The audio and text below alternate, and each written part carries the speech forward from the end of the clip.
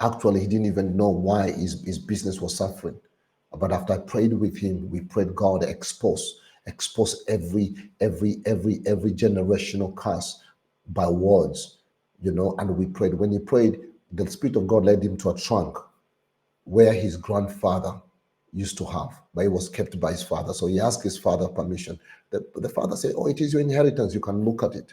The father thought he was going to look at the meadows, only to look. There was a notebook, and in that notebook, child of God, it was vows that their great grandfather, his grandfather, had made, binding the whole family to failure. And I told him to bring the book. We prayed together. He denounced, he reversed. Listen to me right now. And he broke it, and he burned that book with fire. And within 3 weeks, his business turned around. What is it that is binding you? What is blocking you? What is it that is blocking your healing? What is it that is blocking your blessing? What is it that is blocking that divine relationship that which God has for you? And listen to me, child of God. The longer it goes unchallenged, the stronger the grip becomes. But today, I want to let you know the good news today at the spiritual fire. Remember, God did not set you up to fail. You were never born to fail. God did not set you up to fail. God did not give you those children to fail. God did not give you your mind, your brain to fail. God did not give you that job to fail. God did not create you to fail. Listen to me, child of God. I want you to understand that God has given you authority to cancel every demonic declaration, to renounce every false vow, and to speak life over what once carried death. Jesus said, all power that has been given unto me, I give it unto you. A lot of people use that scripture, but they don't know what is it for. They don't know what is it for.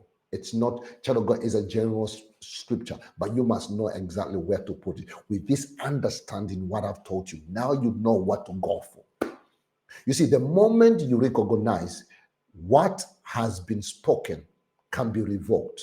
Listen to me, child of God. The moment you recognize that what has been spoken can be revoked, child of God, you become spiritual dangerous to the enemy. Your words, I'm talking about you. The Bible tells us through the obedience, through the sin of one man, death came to all men. And through obedience of one man, life came to all men. And the same way, in your family, it was through one person who spoke those words. And through one person, words that brought destruction, words that brought marriage destruction, words that brought, listen to me right now, curses, sickness, and diseases, premature death. Through words of one person, who is you,